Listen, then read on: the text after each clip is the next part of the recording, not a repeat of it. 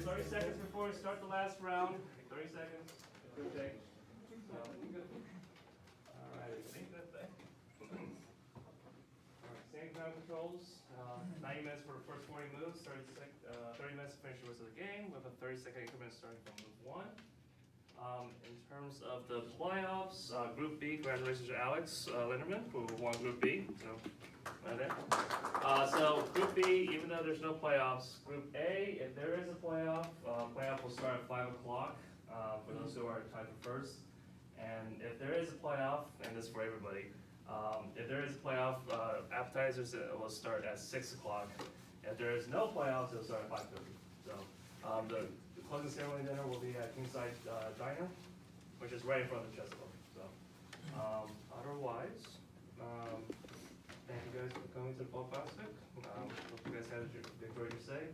Thanks to my deputy order, Mike Kummer, who's all the way up there. Mike. So there's my deputy. So, and otherwise, thanks again. And good luck. It is 1 o'clock. Or 11 o'clock. 11 o'clock. Good luck. You may start my slot.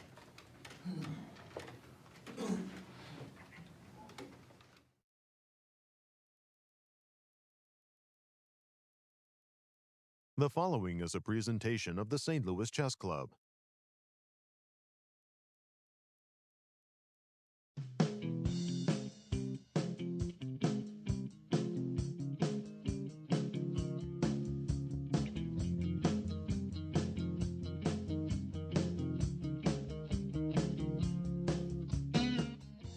Everybody, and welcome to the final round. We're on day 9 here of the Fall Chess Classic. Everything is going to be decided already. Everything in the B group has been decided, but there's still everything to play for in the A group. My name is Jonathan Schrantz, and I'm very happy to be sitting right next to Grandmaster Miro, and we are going to be going through it. So is there anything that really has your attention for this very last day? The A group, of course, because 4 contenders, those guys who mathematically can win, right? Absolutely. For some, it's more likely than for the others, right? None of them playing against each other. So they basically, they are split in the pairing and all have the white pieces. We'll get to that point. Everything can possibly happen here. And let's get to know the standings in Group A so we can see exactly what we're talking about. In the A group, at the very top, we have Yangyi. He's coming in with 5.5 points. He's a half point ahead of everybody.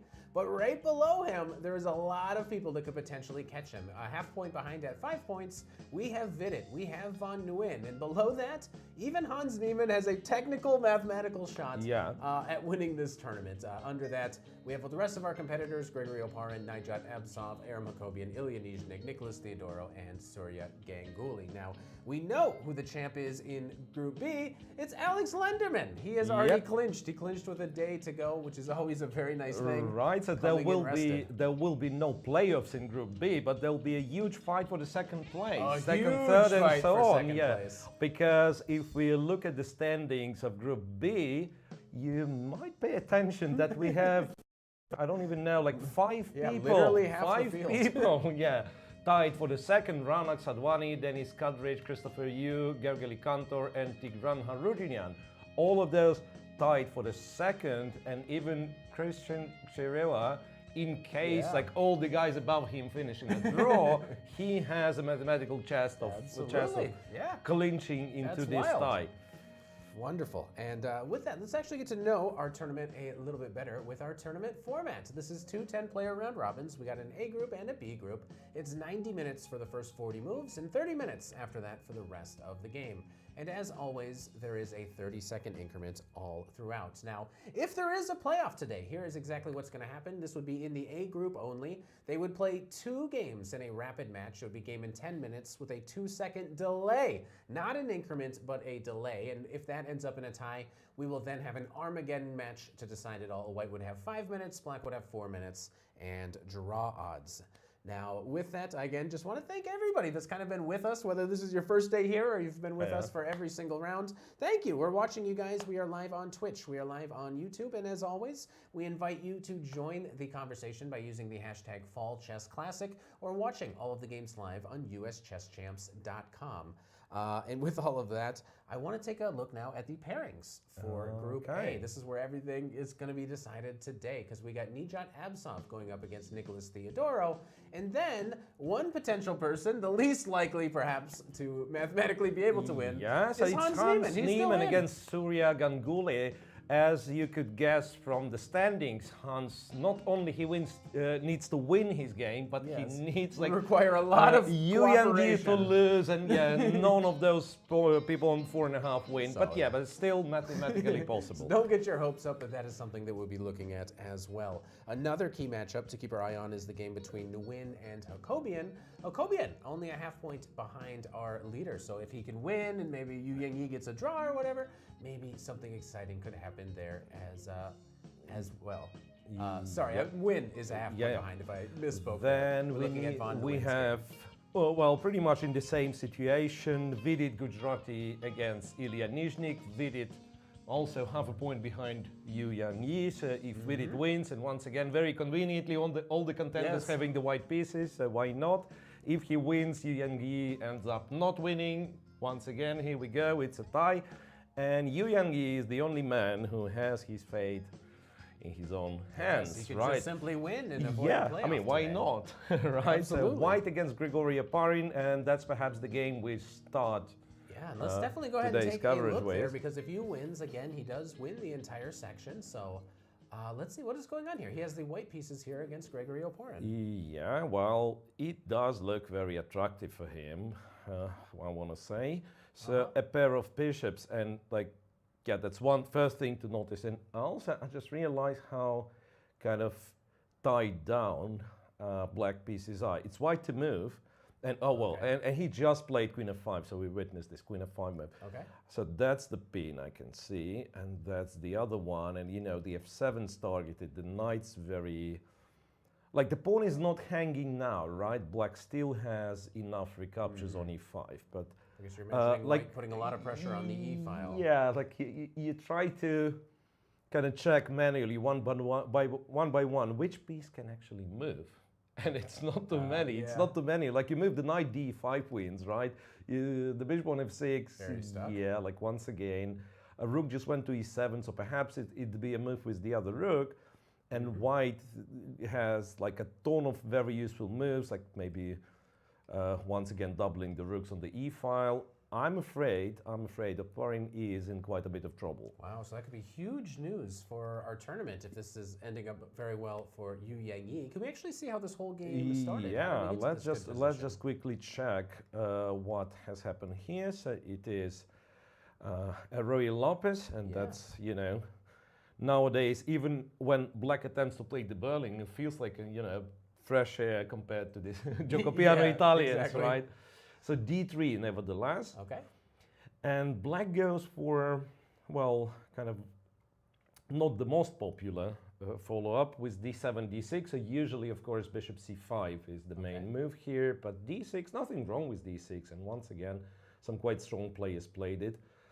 Castles, bishop e7, rook to e1, castles. Do you already, even at this opening stage, have kind of the sense that maybe Yangyi is trying to just get a position where he might be able to win? Maybe he's trying to avoid a playoff and just get a position where you don't have to take chances, but if you get an opportunity, maybe you'll go for it? This one, it doesn't look like ultra aggressive, so basically I just go all in, and he's not in the position to go all in because he's got something to lose.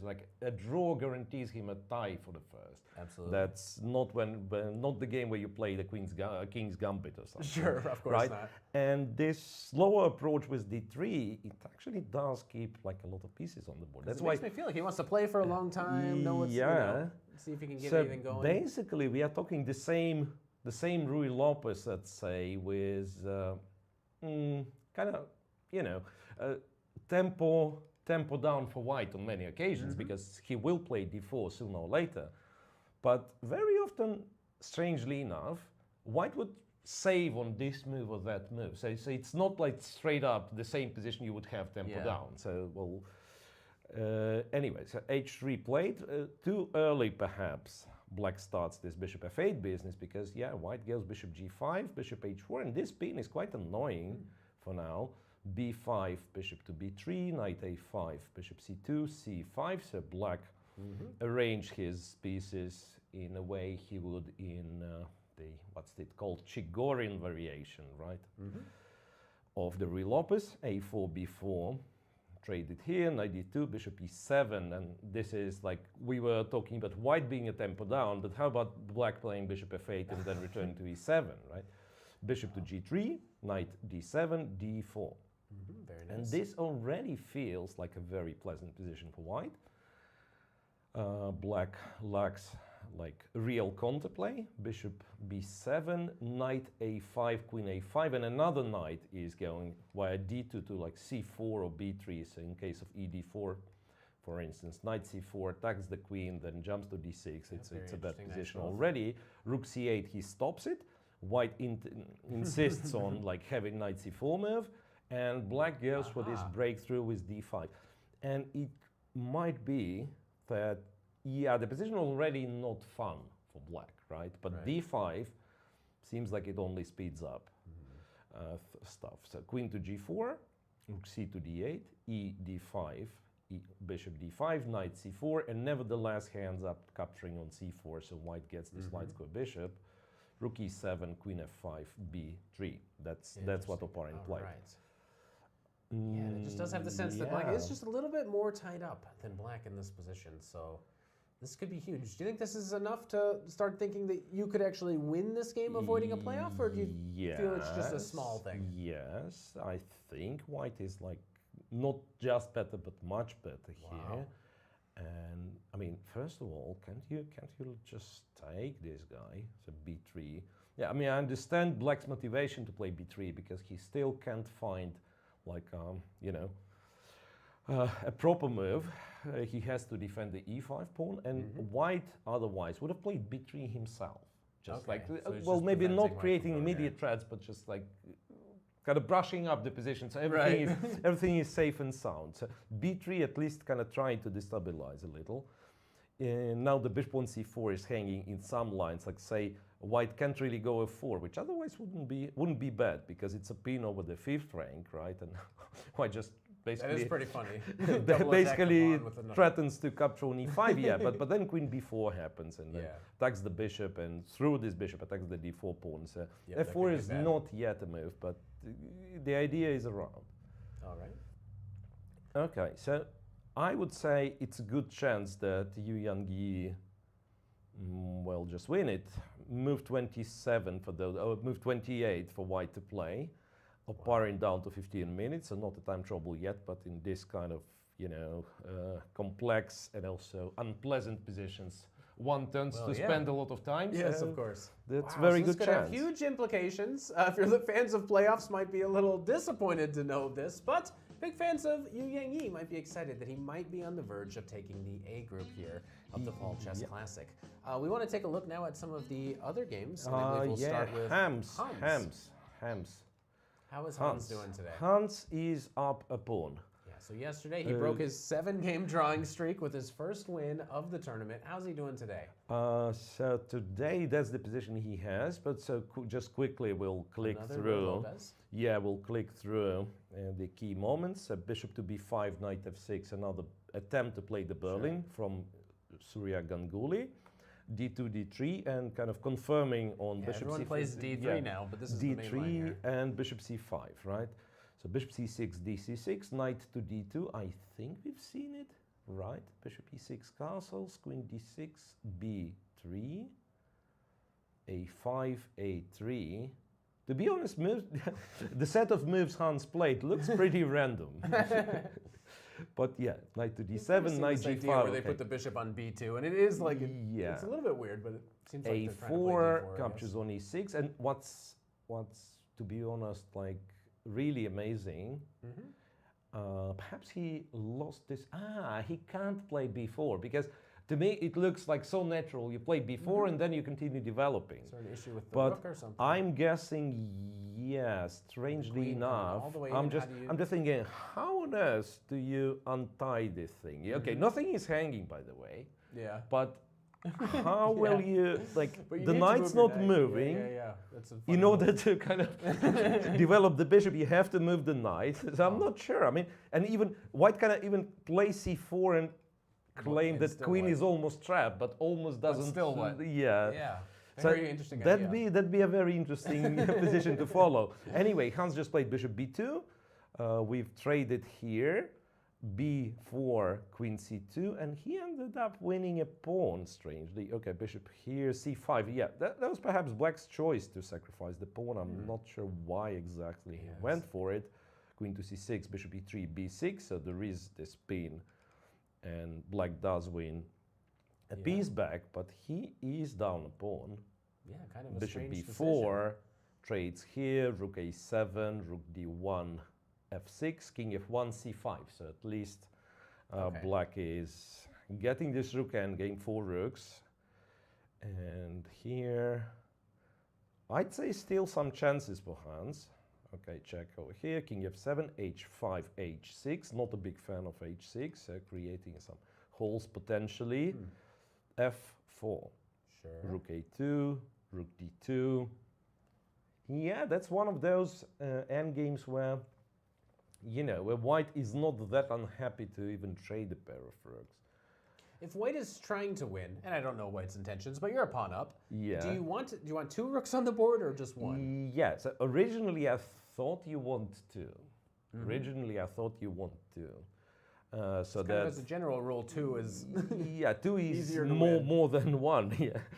No, it's just that rook endgames tend to have those like draw tendencies, whatever it's called, and 1 pawn on say 1 wing usually is not enough, right? So forward, and then your chances kind of grow with the number of pawns on the board. So one pawn, let's say you have the h pawn or the g pawn, it's just a dead draw, right? Assuming that the pawn's not promoting automatically. Then 2 versus 1, it's like 99% cases draw. The 3 versus 2 is trickier. 4 versus 3 sometimes winning, and so on and so on.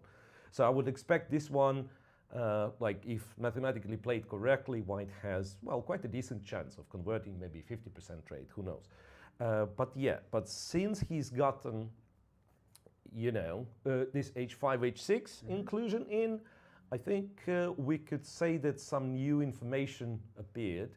Because he has, I say, rooks are traded, and black probably doesn't want to get something like this, because then after f5 the pawns are immobilized, and basically you just move the d pawn forward.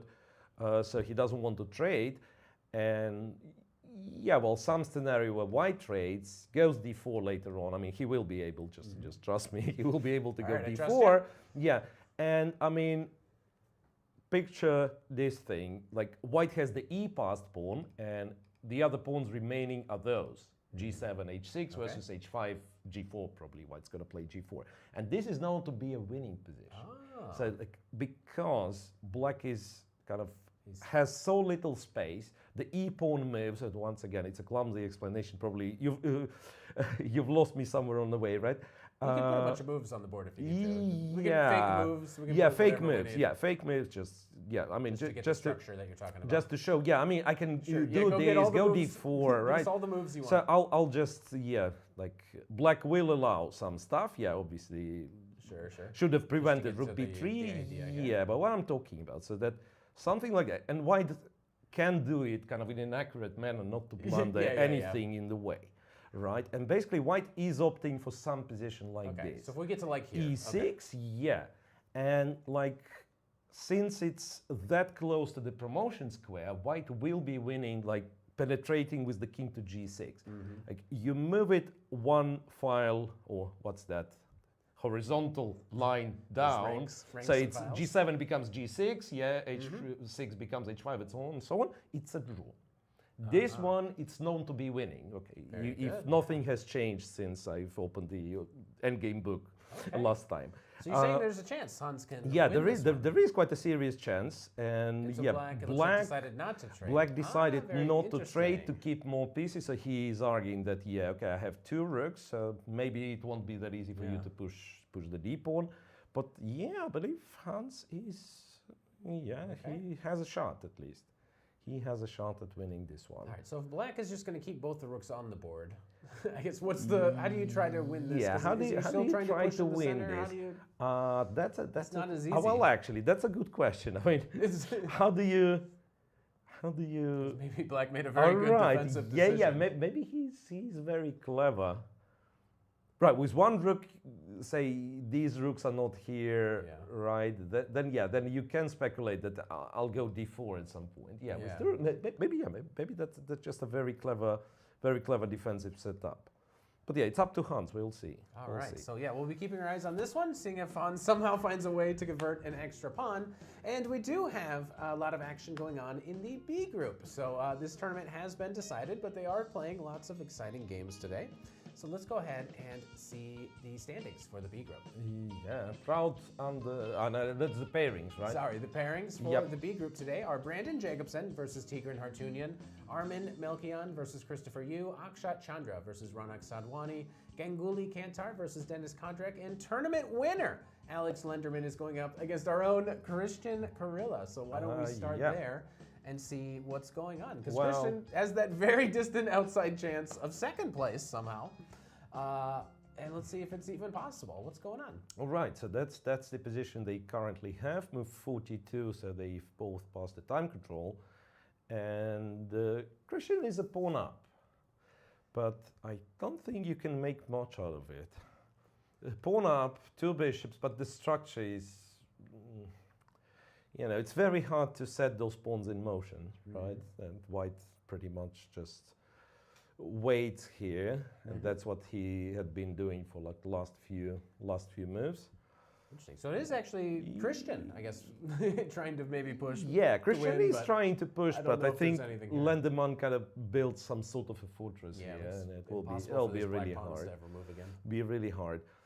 Perhaps to kind of understand this position better, I want to mention once again some stuff like, even if white's not forced to, right? We just had this position, but even if white decided all of a sudden to go h5, let's say, to go h6, and then wait like this, and black will go here and take this pawn, so it's 2 pawns up. But with such a blockade, I don't believe black has any chance of winning. Those pawns are going nowhere. So okay, most likely result here then will be a draw. A draw, yeah, and that'd be still very nice for Lenderman. I understand he has already won the tournament, but you know, finishing undefeated. Yes, it does feel a lot better. One dagger at the end could be pretty painful. Right. Maybe we can just take a really brief look at some of these B group games. We'll kind of go through them very quickly. Let's just see what the actual positions are. Brandon Jacobson with Tigran Harutyunyan, that's the one, which is, unlike Lenderman's game, is packed with action, right? So there's a lot of stuff, a lot of pieces on the board. Look at that bishop, that's kind of funny. Yeah, the bishop is funny indeed. One of the things to do with white, like, I do see kind of 2 tempting moves, like queen b4. Just blockading and laughing at the bishop. Like, if this works, that'd be even better. Knight to c2. And then put the knight on b4. The problem with knight c2, of course I'd be happy to do it, but the problem with knight c2 is this little move, knight e5. So we've, lost connection between the rooks, and black immediately uses it in a tactical way. So nice knight to e5. Yeah, you take the knight, take the rook, and if white captures on e7, then this happens. Knight f3, we lose the queen. It's probably not the end though, because white can go to h1.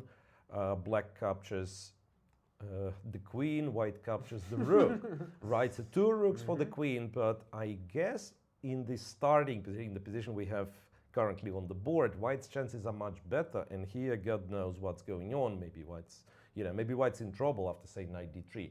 So perhaps white has to avoid this line and look for something better. Right. Not sure, maybe just invade with both rooks, so one on the c7, one on c6, and then plan for this knight c2, knight b4. So positionally, I like white's setup a lot. Interesting. All right, looking good for Brandon Jacobson. What else do we have in the B? Yeah, we have a draw between Mikaelyan and Christopher Yu, and as I said, like, we are checking the final positions. Let's go from, say, move 20. All right. Just quickly. So that's some opening ended up being pawn up for white. Rook c8, queen h4 can't take it right now. The d8 rook is hanging after all the trades. Okay. Knight c7, rook to e5. Yeah, feels like white's getting somewhere. 3, knight e6, queen c4. All right, and that is how black wins the pawn back. traded, rook c6, and then he simply doubles, right?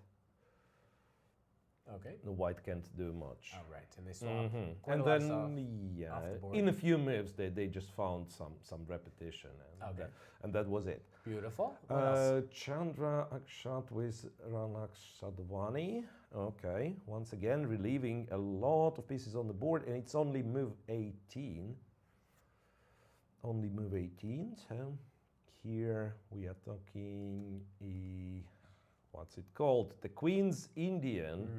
The Queen's Indian with b6, which used to be like, you know, the opening of the World Championship matches and such. And nowadays it's practically extinct from the high-profile tournament practice. All those, still remember all those lines we were analyzing, like even pre-computer era. So all that must be in the books. I mean, must be known. I don't know if the players actually knew it. You think it's just a case of everybody knows everything that made it go extinct rather than the opening itself? Quite possibly. Yeah, well, very often what happens is that some position considered to be unpleasant by the big guys, and they stop playing it. Yeah, and we are, you know, effect. let's say the next.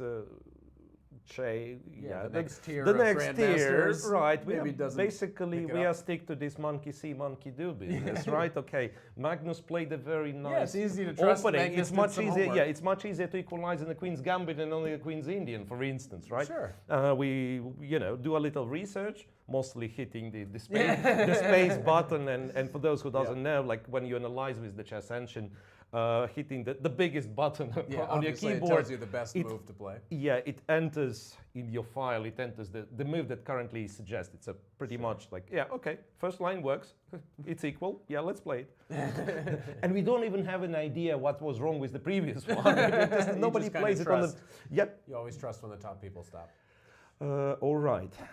Anyway, so now we do have quite a conflict in the center, right? So black gets, hanging pawns, but they, by no stretch of imagination, they look weak now. So it's actually like black will, at some point, like push the pawn to d4, knight will get a square on c3. It's more about white having, the e-pawn, e6 might be disturbing at some point. So that's a very complex position, I want to say.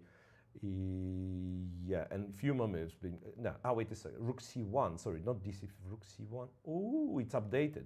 In fact, it was saying dc5. It wasn't. It was my move. Rook c1. So disregard what I just said. Okay. No hanging pawns. Bishop e7, queen e7. Okay. Rook e1, queen to b7, king g1, h6, h5. So actually. Quite a few moves, only then he takes. But that's completely different story. It's actually black just getting very pleasant position, it looks like. So it's all about, can you take on c5 or not? And the answer is not, because knight f3, right? Yep, very nice takes tactic. and e1 is hanging. So white ended up playing some knight d3, trading, still 2 pawns hanging, so perhaps white even gets the pawn back, but it's tricky. d4, and now rook e1 is a threat, so white goes with a check, king h8, queen to d5. All right. So still, like, black can make a draw pretty much any time by trading the queens, going after the a-pawn. Can he play for a win? That's a big question. Because now with white controlling the long diagonal, more often than not, he'd be safe, All right, so that's what we got going on in the Akshat Chandra versus Raunak Sadhwani game. Right. Then Lenderman's game we have already checked. Sweet. So we are left with Kantor and Kadric. And here, once again, since it's the game in progress, I'm not returning to move 1 and just look at this one. And this looks terrible for black. Considering white's the move as well. Symmetrical structure, like no one has like a big center or passed pawn or something.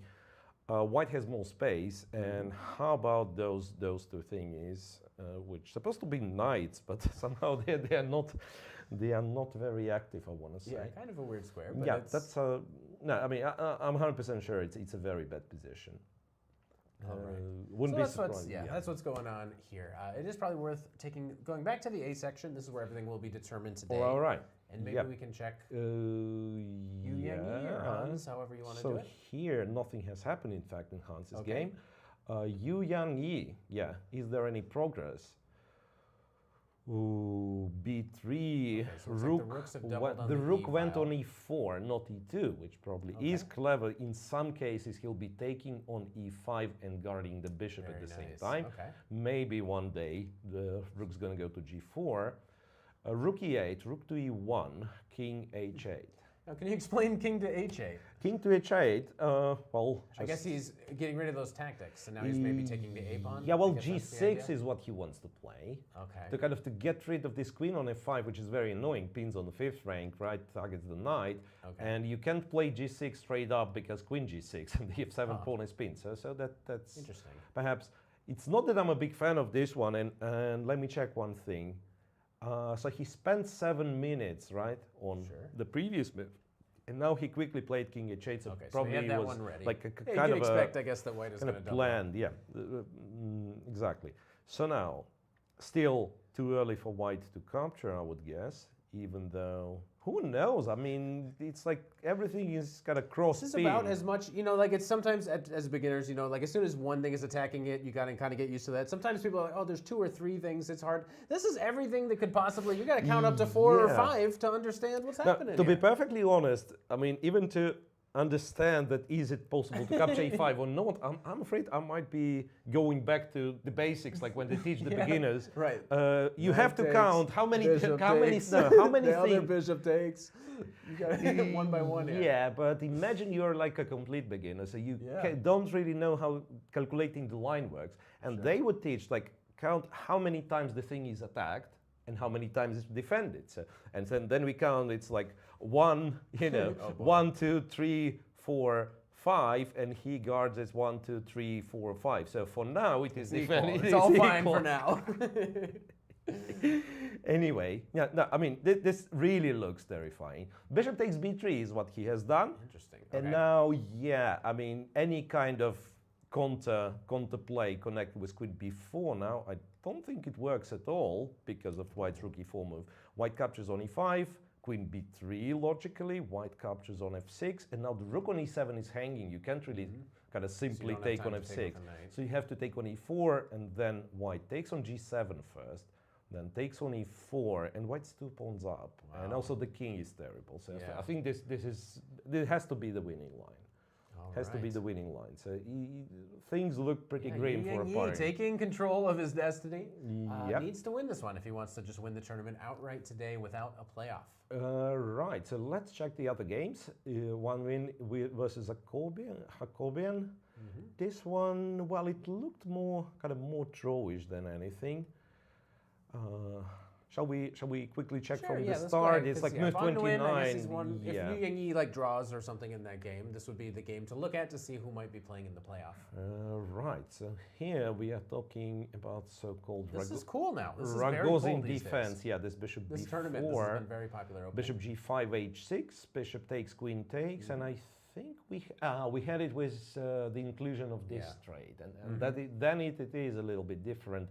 If you remember, queen b3, I think it was one of the games yesterday, like the pawns were traded and queen d6 was the move. Now, logically, you can't really play queen d6, so c5, c takes, e takes, d takes c5, and then black trades everything on c3, knight a6, rook d1, bishop e6, e4. I'm not sure about bishop e6, to be honest. Once again, I do remember times when this would be considered sufficient compensation. b6, and then quite quickly bishop e6, and so on. So white is a pawn up, but he's somewhat undeveloped. Black has a very nice knight on c5, and people would claim that this is enough compensation.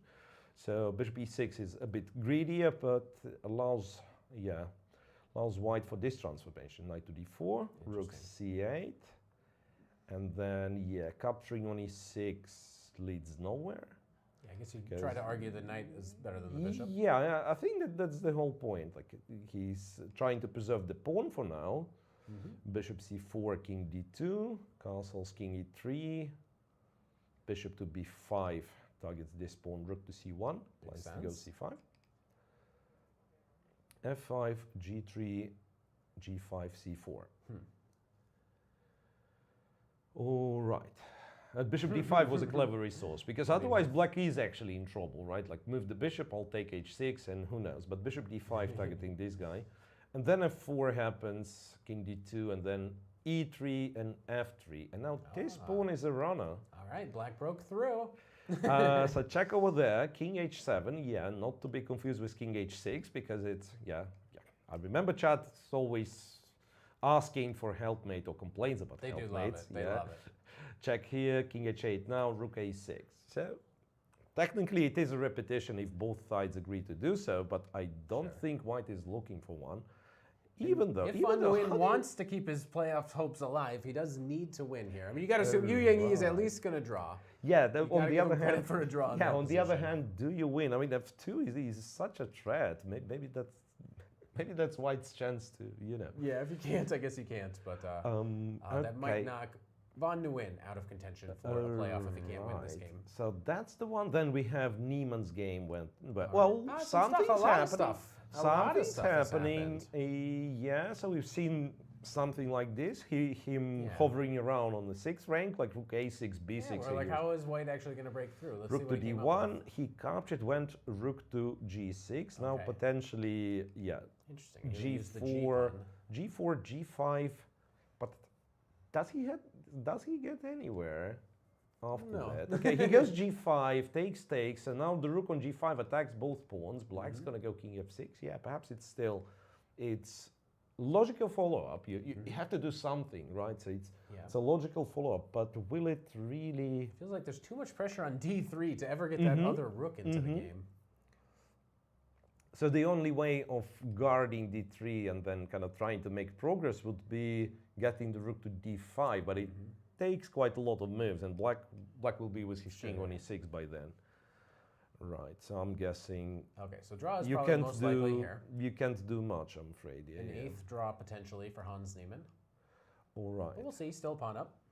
What else is going on in the A group? Yeah, right. Any opportunity to sacrifice d3, chat's asking. It's kind of tough.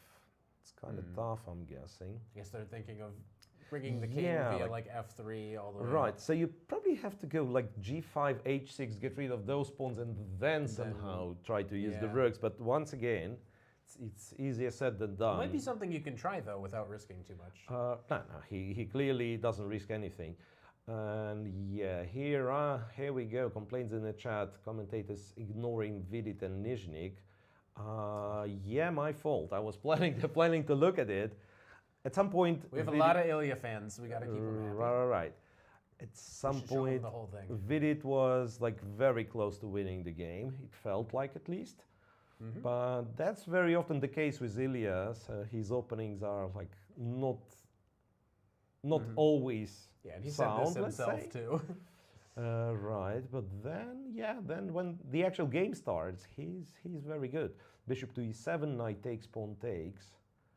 And that's one used to be very popular line in Semi-Slav, queen to c2, knight d7, castles long. That's white's attempt, kind of modern attempt to play this one. a6, king to b1, captures here, bishop c4, c5. Wasn't it like b5, c5? But once again, I might be confusing stuff.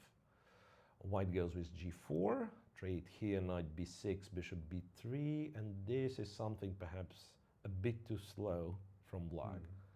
Rook c8, queen to d3, knight d5, trade it, and then, it does look like a nice blockade square on d5, the isolated pawn for white, but black is still uncastled, and white uses this momentum for going f4, f5, undermining the d5 outpost, queen to d7, f5, just like that.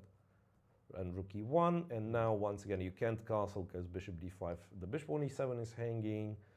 You can't lift the rook because h6 is under control. Because sometimes that'd be the way to develop you're looking the for these rook. Interesting defensive resources. Yeah, so he ended up going knight f6, rook to e5. White threatens to double on the e file, so now you do not have all that much of a choice. King f8, rook f5, and this is better for white. Yeah. Clearly, rook f1 takes a3, even though black is a pawn up, but the king is like in a constant danger. Rook e1 and rook f1 and queen f3. So I got all three pieces on the b file. b5, bishop c6, b4. So that's what we have. That's what we have right now.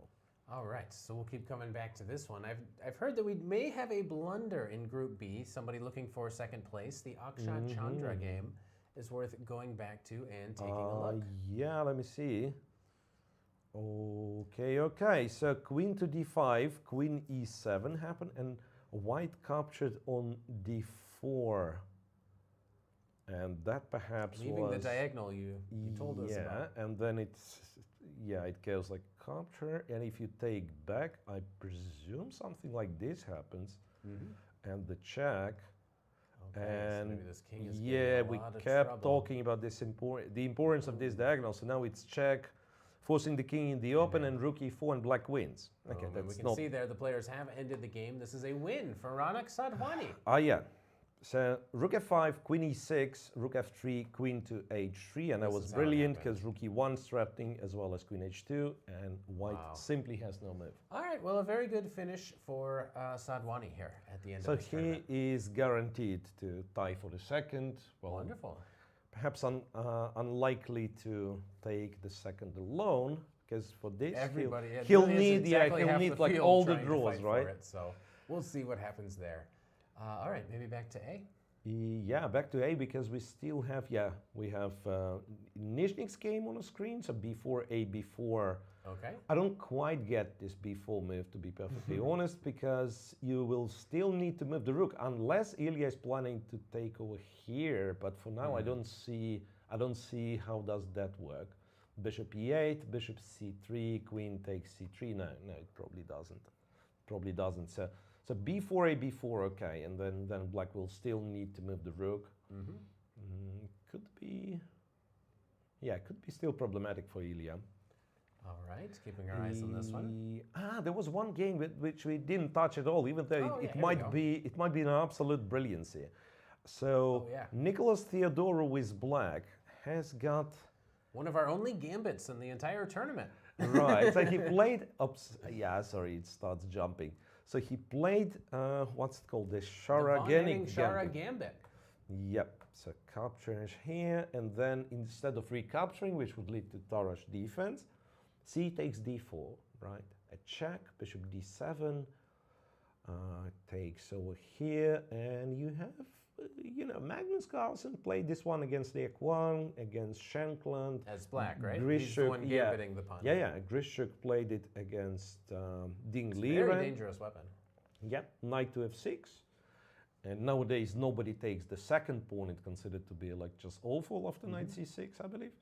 So queen to g5 is what Abasov is doing. Bishop to d2, h6. And it ends up with the queen on g3. Bishop to c5. Now, apparently you cannot take this please dude. Be greedy. You cannot take this dude because rook g8, queen takes, and I wonder what's stronger, because knight g4 also seems to be very, but taking with the bishop. Normally we humans, we tend to show off, so bishop f2, of course, is what I'm playing, the right? idea being there's a fork to win the queen. And then knight g4. Beautiful. Anyway, so, and it turns to be quite awkward for white, right?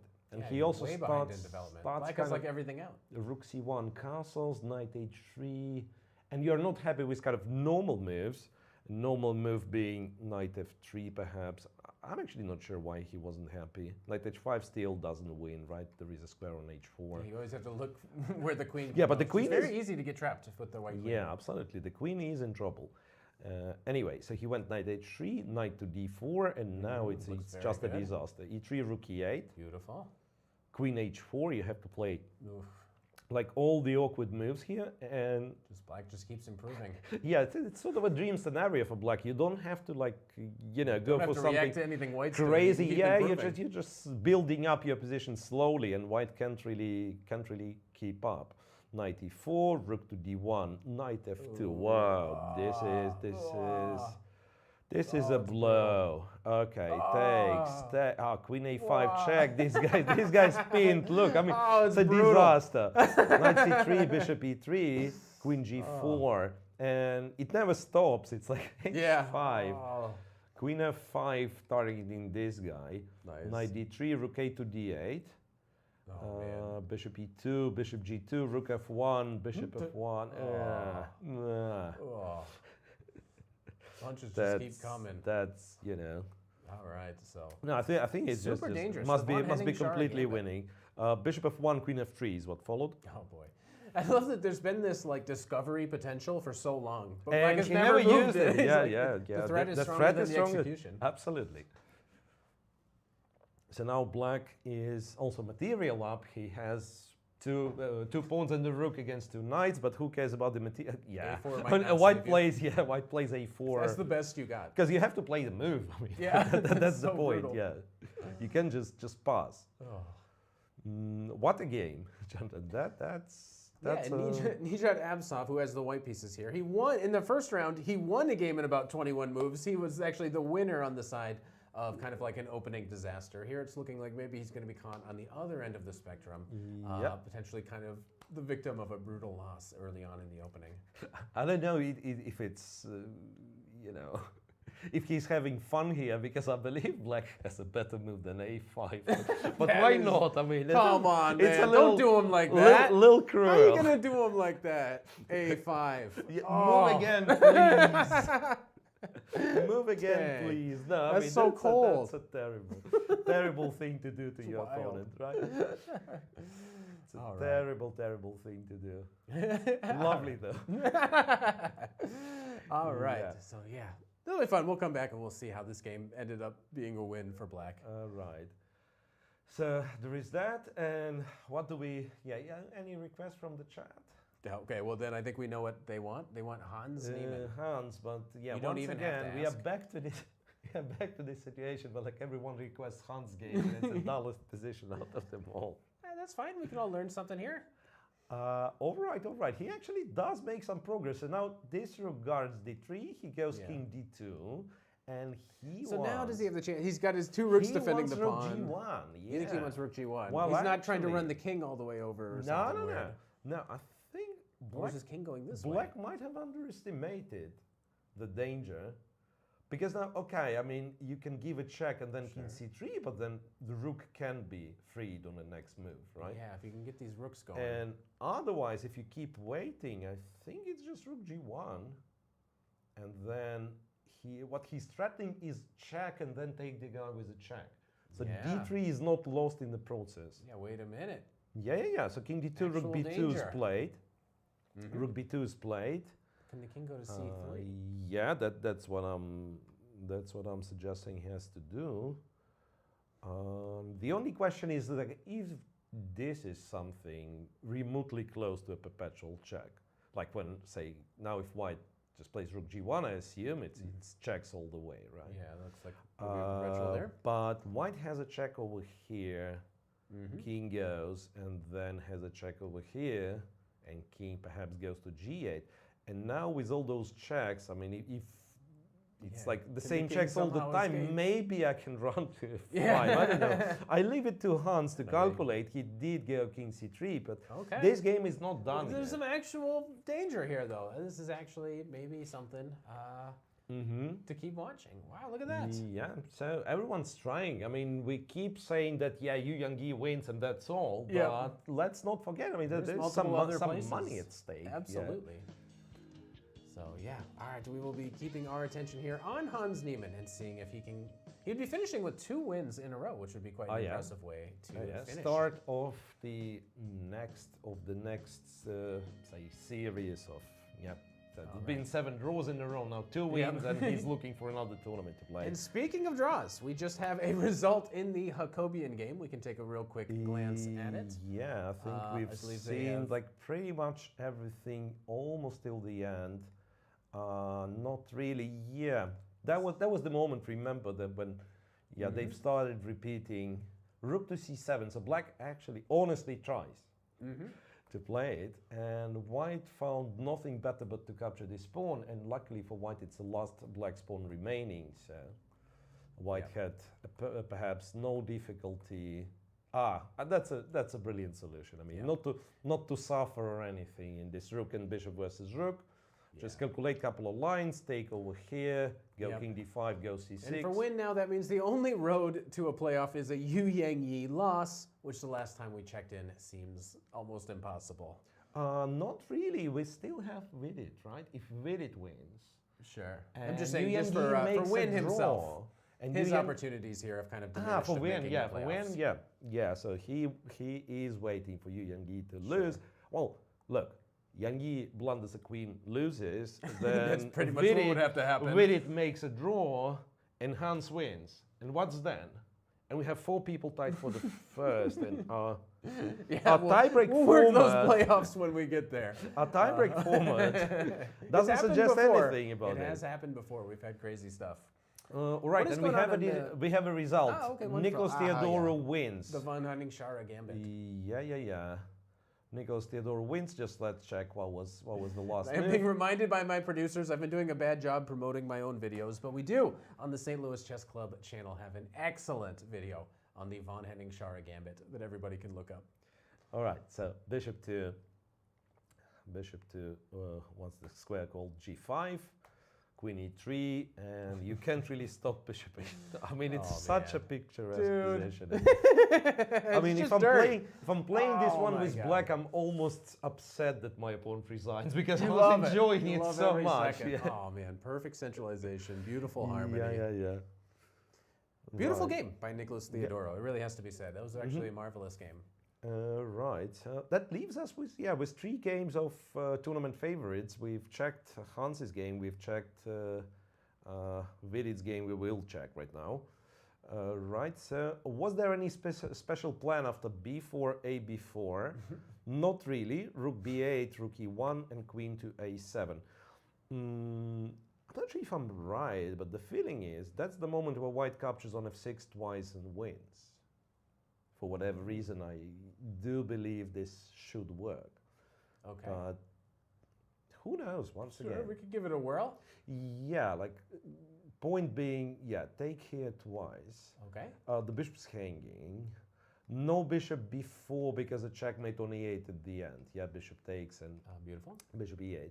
Okay. So the only is thing close to which is kind of left to find out is something like bishop to e7, and then regrettably, why is that? Why regrettably? No, You're gonna double attack? No, you actually do have double attack on these 2 rooks. Look, nothing can check on the back rank. And interestingly, I mean, initially I thought no, but there is a check, but there isn't.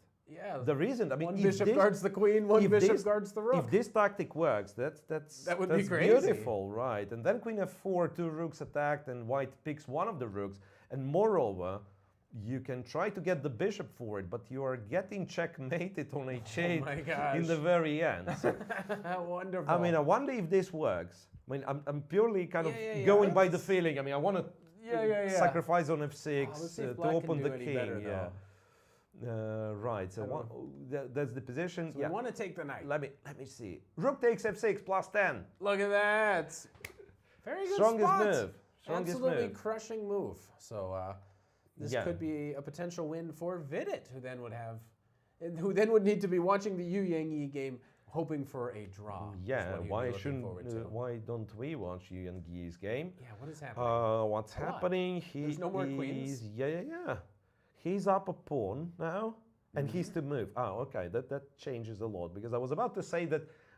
After all, what happened to black? I mean, maybe he's not that Maybe he's unhappy. getting in, but Yeah, but still hard.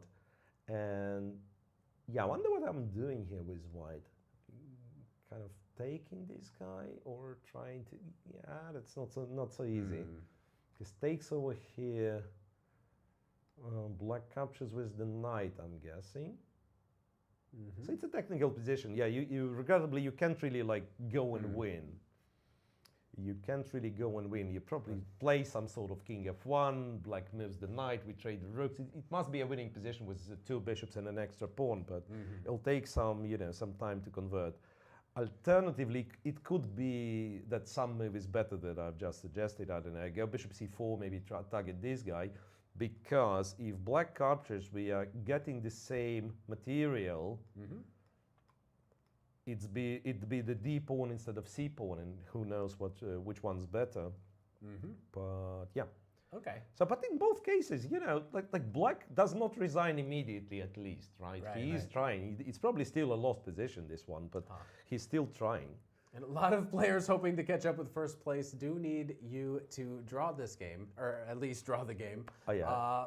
But it looks, I mean, he's pressing. He's trying to win. Maybe he will be the winner of the A group. I wonder if he just missed some, you know, something here. Yeah, he captured on b3, g6, queen f3, bishop g7, rook 4 Whether to white e2. won a more forceful, he missed like a easier way to win. To be honest, that's the feeling. Like white was kind of close to, yeah, de5 was like +4 or something for whatever reason. He should have, yeah. The trick is such. I mean, he should have captured, and that doesn't matter what Black takes with. Sure, knight. He takes on b3. It's not easy to comprehend because remember we were talking. We can't really tell how many times the knight on e5 is attacked and defended. But for computer, you know, no problem. Yeah.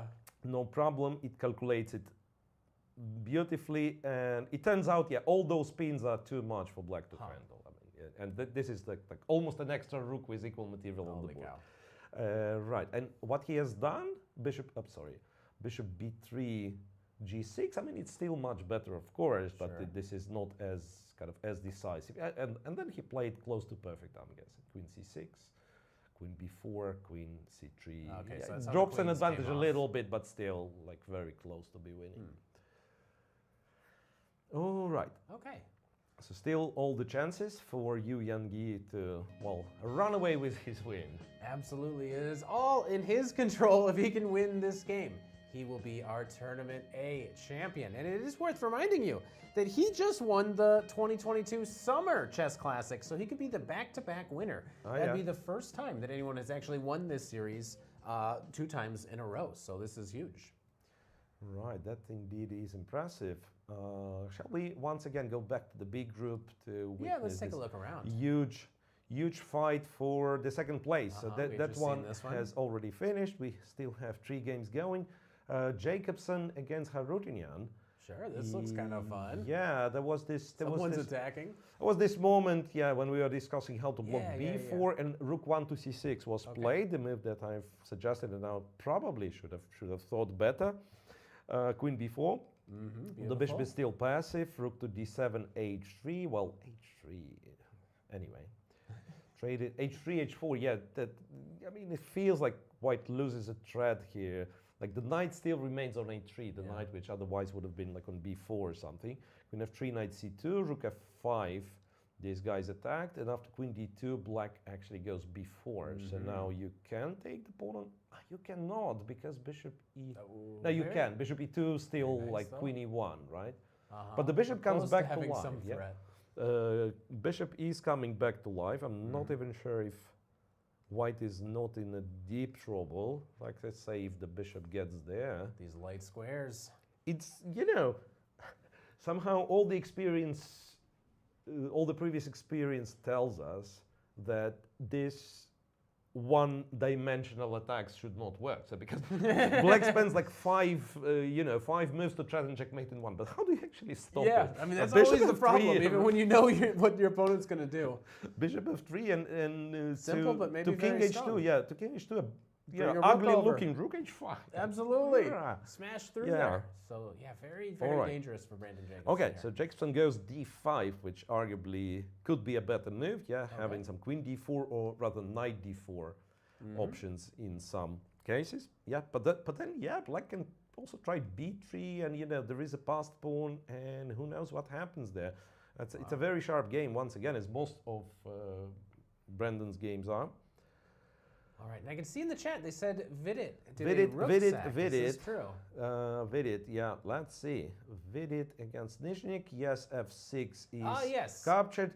He went with queen f4 immediately. Hang on a second. What's my... now I'm not not backing up. Yeah, rook e7 is... This is the winning move? Is a blunder because... It is a winning move, but black can kind of bail out himself a little bit by taking taking here. And now the sad thing for white that he can't actually take because he'll be losing the other bishop. He'd be losing the other bishop. So Compy says white is still winning, but You have to do move you- your do you king really, or like whatever. yeah, do you Okay. really want to involve in such stuff? Probably not. So did he play even better than this? So Queen F4, the move that he ended up playing is in fact, sorry, not Bishop B7. Yeah, Queen F4 is much stronger. Wow. Queen well, F4, fantastic. Rook H7, D5, and it's Beautiful. total domination. So now, if So you the want point to is know, that you sack the exchange and then you just kind of improve your position. yeah, very if you want to slowly. know, I mean, he still has a beautiful finish here. Just push the pawn, D6, You hung a pawn. and Queen D6. Oh, look at those bishops. Oh my gosh, they're so Yeah. good. Look That'd at be, that. That'd be a lovely finish to this game. Absolutely. Yeah, That'd be D6 quite the way to do and it. I think, I mean, black technically still can kind of pretend he's not done, but yeah, for how long can you do it? Oh boy. So Vidit kind of on the verge of winning this final game against Illia Nyzhnyk. But really it all comes down to the U game. Like if U is somehow able to win, Yeah. that ends the conversation. So I think what is he up to if we had any moves here? Right. So All right, a lot of simplifying. He's Two two pawn passed zap, pawns. but for the time being, his bishop is Wow. kind of out of the game.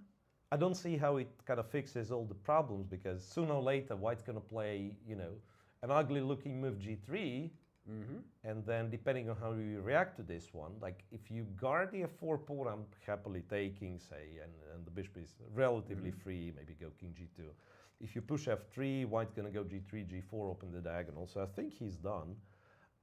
So bishop to C4, F4 was what black has played, F4 and G5. Okay. And then this is how we've gotten there. So he kind of gave away a pawn to Takes- simplify, but if white's bishop, the Yeah. dark squared bishop breaks out. Hang on a second. Do we keep both pawns alive though? That is my question. Because I just realized D5 knight B6, and I And you have can't to make really a decision. really who you're stop gonna both. I probably save. keep A5, right? So knights are notoriously bad stopping, you know, the rook pawns. I'm actually winning like almost by force. I'm guessing bishop You'll be able to here. maybe win the knight. Knight there. goes wherever it goes. I don't know. Before A6, bishop D4. The pawn is stopped for now, but then you go king F1, bishop Bring the G1, other dude back. F3. Yeah, this must be it. It's like you Or G3 then. Yeah, I Yeah. mean, still he seems to be completely winning here. We could potentially have a back-to-back classic champion winner. So how about checking Hans's game? Yeah. Is this endgame like okay, fair enough. He did make a Okay. lot of progress here. So All right, so check, yeah. rook H2, rook to G6. Was he forced for this rook G6 check? How wonderful. So I was originally planning to go here, but then black apparently has a perpetual. Because my argument was that the Thought the king king, could just somehow escape. gets to Close the enough to the rook, rook. but there is another rook, and you can get checkmated. Oh, don't do it. So in fact, Okay, yeah, gotta be careful. in fact, this is a perpetual because you probably have to stay kind of on the third rank. So that's why he gives a check first, then he goes rook G1, Okay. and now in case of those checks, he can run to C4, D5, Yeah, this would be great for white. something. Yeah. And black goes king F8. Okay. So now, white would be happy to, say, trade the H pawn for an E pawn somehow. White would be happy with kind of many things, but how do you get any of those? Again, I'm not sure. Yeah, I mean, Yeah, this is the if move that you this want works, to play. if this works, then I was just thinking here, does it's black very have a cool, perpetual? right? Then it's very cool. But also there is like rook H3 or another attempt for a perpetual. Because this king, for instance, it's also unsafe, sort of. Well, we will definitely be keeping our eyes here, but huge breaking news. We do have a winner in the A group, and his name is Yangyi. He has officially won his game today, and with that, is going to be the winner of the A group. Yeah, so just final moves. Over here, CD4, and there was no move. This was the very Oparin final just, move. yeah, Oparin just, He thought a bit and gave up here. So, wow, huge things. So huge congratulations, of course, to Yangyi winning his second classic in a row, and a huge congratulations to Alex Lenderman. We know both of our champions, and there he is, Yangyi, walking away with $6,000 in his pocket. A huge congratulations to him. Played a great tournament. I think it was exactly the same as the Summer Classic, where I think he started a little bit slow, but he finishes incredibly strong every single time. Yeah, so what's his final score? I'm getting confused there. So he's going to be on 6.5. 6.5. 6.5 and he out of 9 started points. with like 4 draws in a row. Yeah, he started very slow. That's won that's the 3 style. and a draw and won another one. Yeah, that's quite impressive. You know, some quarterbacks, they play like okay all game. Some play good in the fourth quarter, and some people don't. Yangyi, he's one of those guys that can win you a Super Bowl. All right. And we have one more result. Vidit Gujrathi wins, and that means he takes clear second. Absolutely. Were there any additional moves in this game? Yeah, the final touch. Did he get a nice, beautiful D6, win? Yeah, he did play D6. Right. And Illia saw it all from here. Yeah, but we denying all the beauty. I mean, yeah, in these positions, like you probably he understood. He understands, but I think for the fans, one more time for you the probably fans. have to capture. Yeah, I think of you course. have to You have to capture with something, obviously. Yeah, you have to capture. You have to allow this. I think. Yeah. All right, so a rocky end to the tournament for Illia Nyzhnyk, but an amazing win by Vidit. The sacrifice was really nice. It was a very, very cool game. I think like kind of quality game. Maybe not always top computers choices, sure, but yeah. Very, very good quality overall. Very nice game. All right, and I guess we can just kind of keep our eyes on some of the other games. What's going on? I mean, that means that in the A group we only have this one, the end game. That's all you need. Can Hans somehow win this upon up? Hans is still playing. Okay, so he's the other rook to attack the e-pawn. So what do we have for now? Yangyi has won, first place. Vidit, second place. Van Nguyen made the draw. So if Hans wins, he ties for the third place. Yeah, ties for the third. And Theodorou has won. Does it? No, he has less points than Hans. Yeah. So if Hans wins, much less, I think. much less. Yeah, he's came into with his and win today, he'll have 3.5 points. And the B tournament, we have we do have some results. I don't know what's that. Is that the real thing? Brendan Jacobson's game. After d5, wild. Black went bishop e2, queen e1, rook to d5, knight to d4. Rook takes d4 was played. Okay, that's nice. Rook takes d4, perhaps hoping for this, and then some e3, And white, queen a1, so he's tricky. Queen a1 pins this rook, king h6, queen takes d4. So now white is in a bit of a trouble in the long run if black ever gets to those light squares. But black king is not safe itself. So that's still which king is more unsafe than the other? Still kind of crazy that you can't really evaluate this position. So I would go and say that white's probably better, but yeah, once again, I mean, one thing white's better, the other thing. But who's more likely to get checkmated? Is white checkmated or black checkmated? Exactly. So the game is not done by any means. It's a very fun one to keep our eyes on. Raunak Sadhwani has won. I don't remember if we've mentioned this. We looked at their game at some point, I believe, like somewhere. Yeah. That was a long time ago, right? That's the one. Yeah. So that was one of the first games. Yep. Yeah, so he guarantees himself a tie for the second. Kantor with Kadric. That's the position after a lot of stuff happened. Well, Kadric is fighting. That was, Kadric's game was, wait a sec. Here, somehow black managed to develop. Remember, I was making fun of those knights. Maybe I wasn't right. Yeah. Right, Here it looked like desperate for black, if you ask me. Okay, but white perhaps kind of slow played it a little bit. As you kind of go through these games, I think we're actually going to set up for an interview right here in the studio. So I'll let you continue going through this. All right. I believe we might have the winner of the A group with us in just a moment. Yangyi will be joining us. Oh, that's cool. So Kadric, yeah, well, fought back and not in a bad way. Right, queen f6, check, and that's the position. That's the position. All right. Alrighty. All right, as we're kind of getting ready for our interview, is there anything else that you yeah, have? just quickly, Jacobson, we already checked here just to understand what's going on. Well, I don't think white wins. It's controversial opinion, I know, but Yeah. perhaps he's lost his chance. Like now, if he has to trade the queens, he's a pawn up, but black is very, very active. And then, yeah, that's Brandon Jacobson and Lenderman with Chirila. The game goes on, but how do you? Yeah, well, I don't see black making any sort of meaningful progress here.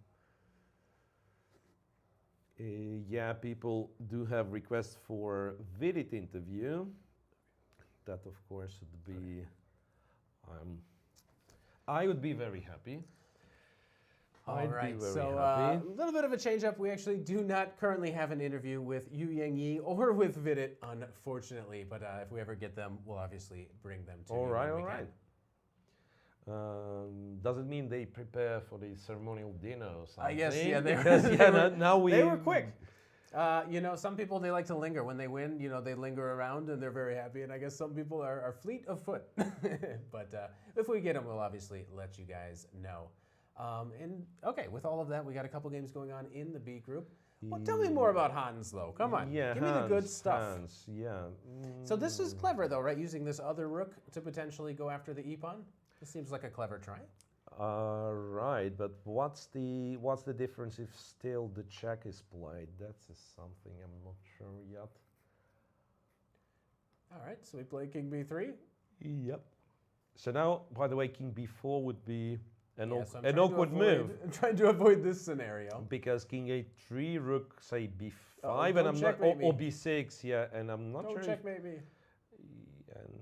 And Don't check maybe. yeah, It's gonna happen. so it means, yeah, King B3. Yeah, and the idea is if you keep checking, then maybe I can Check run King towards your E5 pawn. C4 and a check, and here and a check, and you can. And King Yeah, go up. D6 technically, or even this. Sure. Even this, and then this However check you like it. here, Look at that. and this check here, and it's Ah. been a lot of moves with the You're still king, going- but you're it still feels like checking it runs away eventually. Did I make any progress? I don't know, but I had fun Yeah, playing ring around. running the rosy. around, yeah. And but what else can be done? I mean, E5 pawns hanging. Whenever you make like one passive move with black, I believe you're never coming back from this one. So here, who knows? Like a check, Rook F5 is an idea. Rook G2 might be the idea as well, because now black is quite passive. Let's say this position, Sure, if you right? can get one rook Black off. is quite passive, and then King F7. There'll be some Rook G6, cutting the king off the E pawn. So We've here, seen- I would believe Yeah, white so it's probably has something chances. black needs to avoid. Right, but we've got this 30 minutes increment, so obviously Ganguly tries to figure out what exactly is the way to hold this one. Time control is 45 plus 10 now. No, so these are long games. This is 90 plus 30, and then at move 30, they do receive that additional 30 minutes. So after move 40, they'll have had an entirety of 2 hours, but they're also getting that 30-second increment every single move. Yeah, people suggest, yeah, let's go Rook H3. That's fair, but then We want to trade a rook. If we're white, we want to trade a Rook rook. G3, I guess, and it's forced. Black's forced to trade. Are I'm you? not saying that black is lost this way immediately. but Sure. It seems that compared to the position where white couldn't like move at all, Yes, this is what was white is trying stuck to accomplish defending here. the D3 pawn. So at least now you can try. So this game will keep going, I feel like. Okay. Right, so this is it. Let's think. I just thought, yeah, the best games of today's round. It's relatively easy. I mean, I really like Vidit's game. Yes, against And I the think Ilya, it's a very good one. And The Von Henning-Shara game. Nikolas Theodorou. Nikolas Theodorou, yeah. So today we have quite a few nice games. Every day we've had a couple treats. There's some very beautiful games. Right. Ooh, the B group. Oh, this one's still going. This one's still going. Is someone trying to win here? Don't they know? Well, Is Lenderman trying to win? Nah, it cannot be right. No, it's Cristian obviously is trying to win. Yeah. It's really hard to imagine these black pawns ever can move like in any situation. Right. So we'll see. Kadric, it's this endgame. The queen's endgame he went for. Okay. So after king g7, queen to c1. So this happened. Check, but then he probably can't really avoid the perpetual.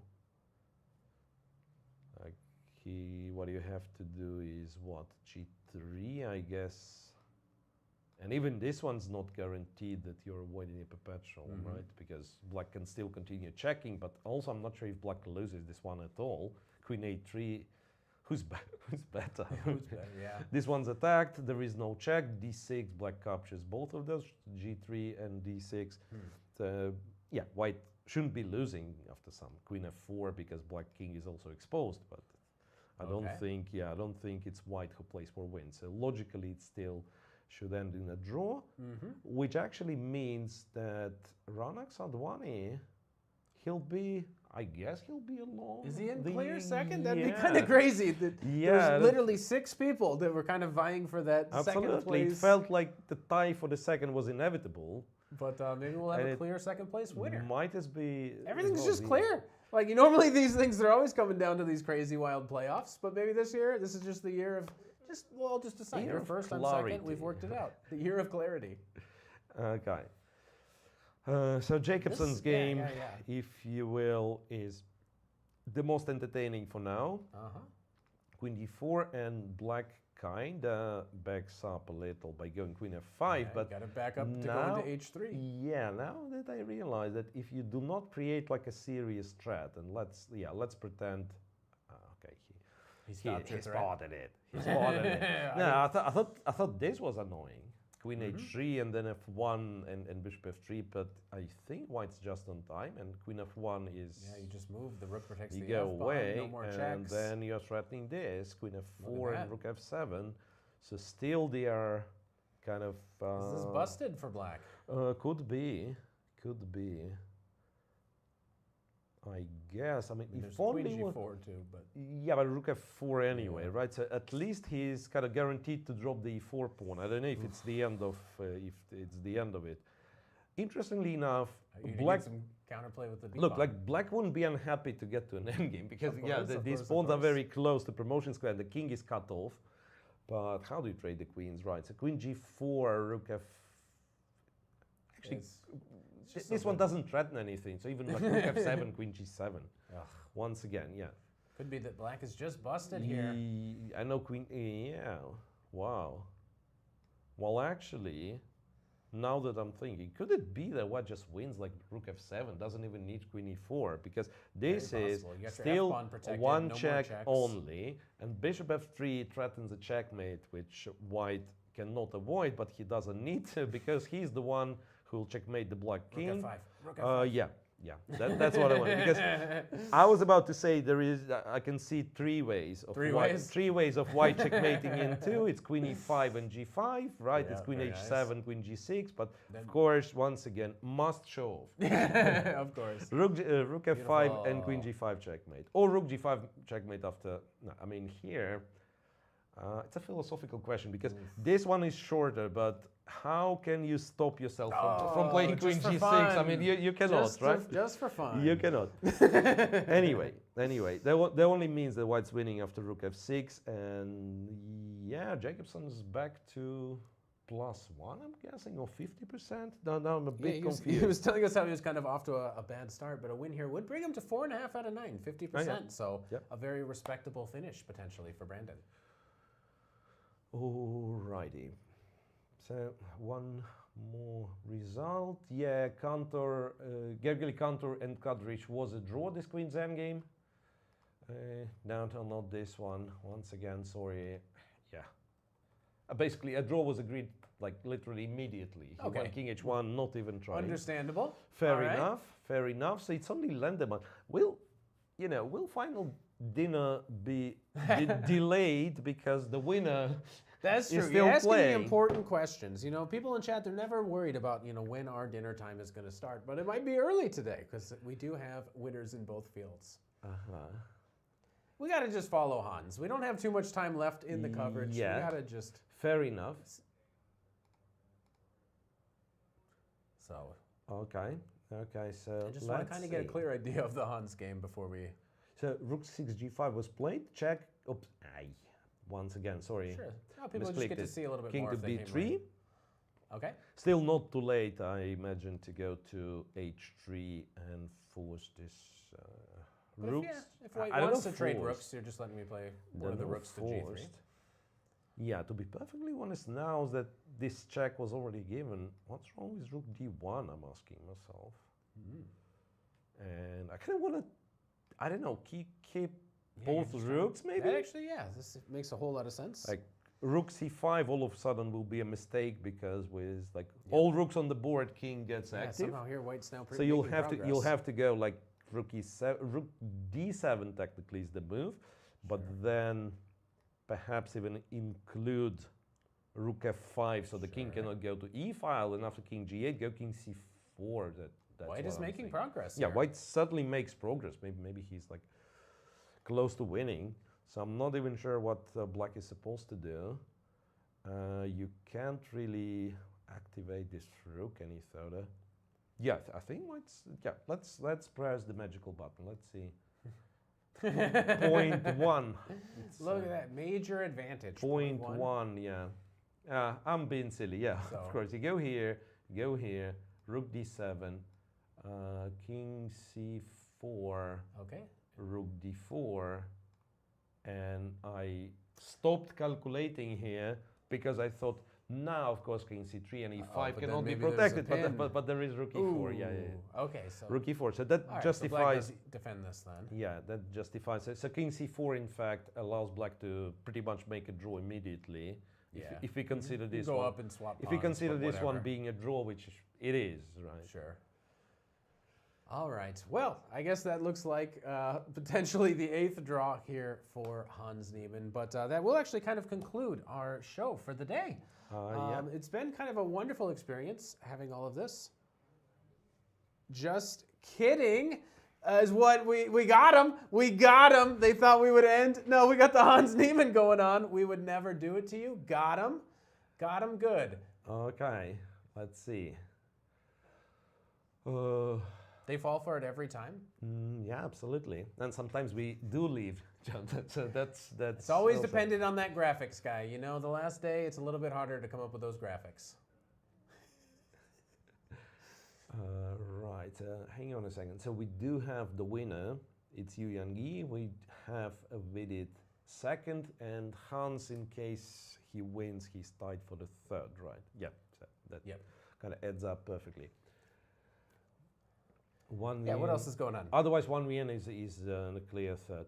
What else is going on? Brandon Jacobson against Harutyunyan. This is the one that we were rook f6, queen c5 is what black played. Logical, right? Logical. Okay. So, what's the trade? The queen's queen e4 then, and this is the threat. So, well, this way at least, he's not falling apart immediately. Are there more tricks to be discovered? I'm asking myself. Go there. Queen f4, I'm guessing, but then White's not winning just yet. Bishop goes back to c4, targets the pawn. Maybe the game is on at full swing, kind of. What did he do? h5 would have been kind of lovely to play, but you know what? Takes. No, h5 doesn't make any sense. Queen takes. And when the bishop's captured, the rook's captured. So h5 be nice to do, but doesn't Harutyunyan somehow hold on to this? We were just like, all right, that's it. Brandon wins. He's up to 4.5 points. King g7, and there's more tactics, I'm guessing, because after bishop c6, can he actually play? Can he play bishop c3? Because this one is honestly very confusing to me. I imagine it could be that White just wins with rook c4, but once again, I wouldn't be. Yeah, probably he does. No, I don't see how to promote this thingy. I mean, you play bishop d3, and after you take the pawn, you play b5. Yeah, b5, but he goes a3, and then there's nothing, right? Now thinking b3, But b3 he can take the bishop and still come back. Yeah. So yeah, maybe this is winning for white. Once again, yeah, it is. It is, even though it's so tempting to keep, to keep the intrigue, you know. Yeah. Coming up with some really so good ways that to one, defend. and the other one is Lenderman's, but then we might as well watch Hans Niemann, you know. Pay attention to this pawn structure. It's going to be like that for the rest of the game. Absolutely. So this pawn might move at some That's point, true. but not the other ones. Not the other expecting ones. much there. But yeah, the Hans game is really the only one to kind of keep an eye on. We haven't even had a move here. It might Let's be see. a while before we get an actual move. So rook d2. Hang on. But rook d2 is not the same as rook h3, which the compy was suggesting. Okay, could it be? Could it be? How is it now? What's now? What's up? Okay, so white is just threatening the e-pawn. Point one. It makes sense that everything is a draw, but you know. Now you wait a second, but just out of curiosity, so still, yeah, rook d1. Say if I'm capturing this guy, that's a good question to ask. it's a draw because this, and I have to guard the king like that, and then it's rook b4. I mean, how do you know it's a draw? I mean, it's very easy. Yeah. When the computer tells you it's a draw, you are 2 pawns down, but you attack the king all the time. But do you actually go for this line? I don't think so. Yeah, and I'm guessing if you don't find rook d1, you might not make this draw. So that's actually, it's actually quite unpleasant. Yes, so black, it was easier for black with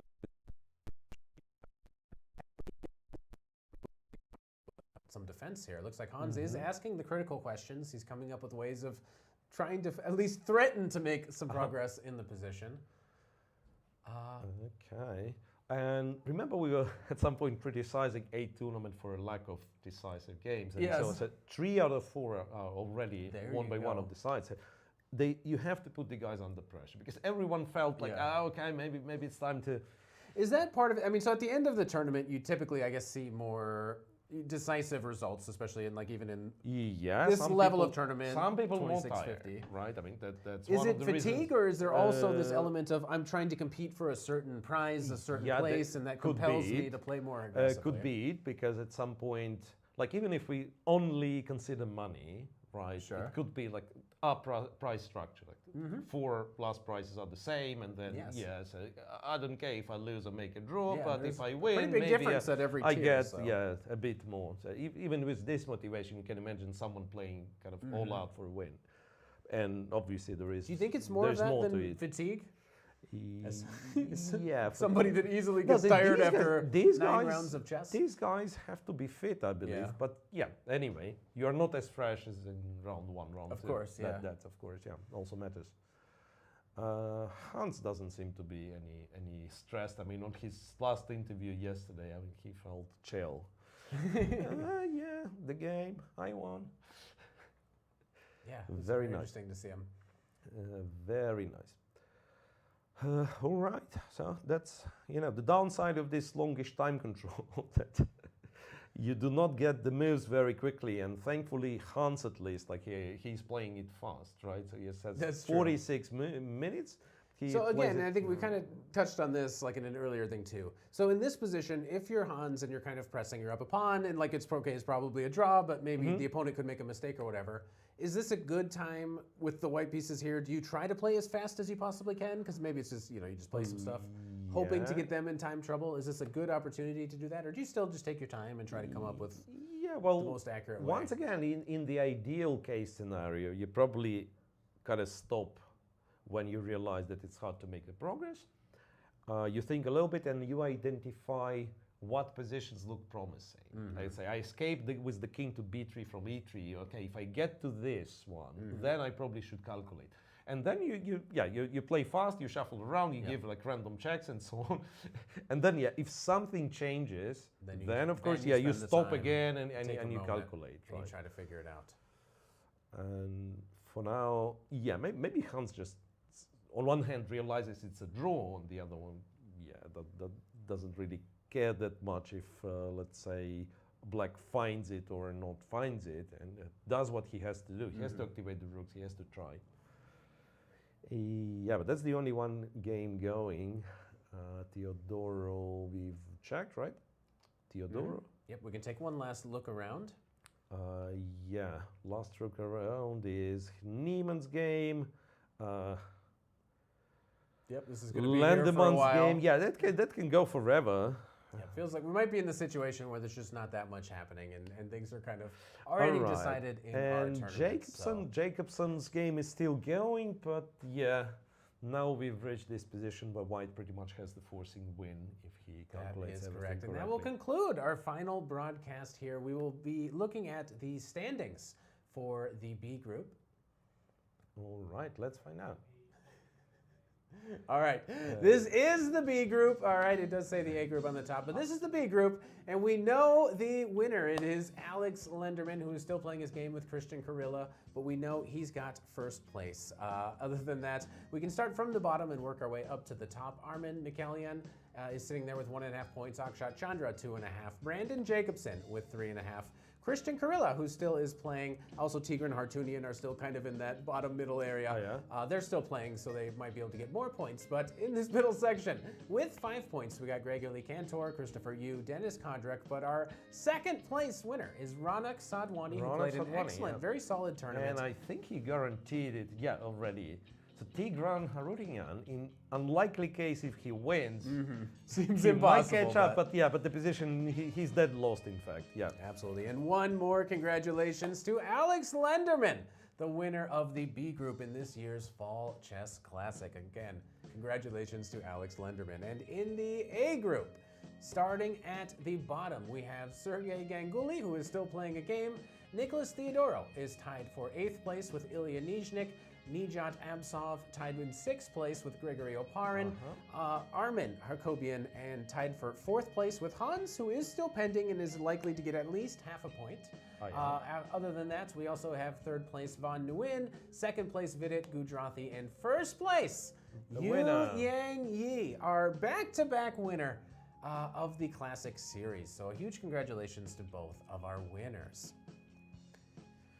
Yeah, that was an impressive performance from you, Yangyi, if you ask me. Absolutely. And if you guys do want to keep following the games, you can do so on lichess.org. But this is actually our last tournament for the entire year. This is it. We're the very, very final ones. So thank you so much to everybody that's been watching, everybody on Twitch, everybody on YouTube. It's been an absolutely wonderful time with you guys, spending it watching all of these games. And I hope that you guys have a very happy holiday. Miro, any last words? Any last words? Well, to be perfectly honest, like a little bit of personal, I really enjoyed it back then, when I used to commentate for St. Louis Chess Club in 2017, 18, and then all this, crazy pandemic started and so on. So I was really happy to be back this July and this visit as well. So thanks very much, guys, for having me here. Hopefully, if not if I didn't bring any common sense, but at least hopefully an entertainment. It was wonderful. A true honor to sit here next to you, Miro. It's been an absolutely delightful time. And thank you again to everybody that has made this possible. And we will see you guys again next year. Okay.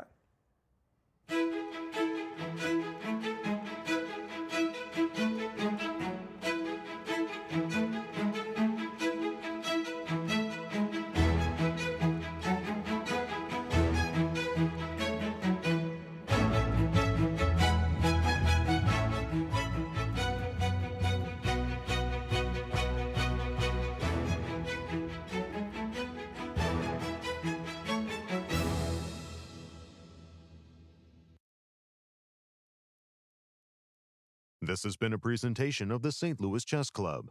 Any reproduction or distribution of this content without the express written consent of the St. Louis Chess Club is prohibited.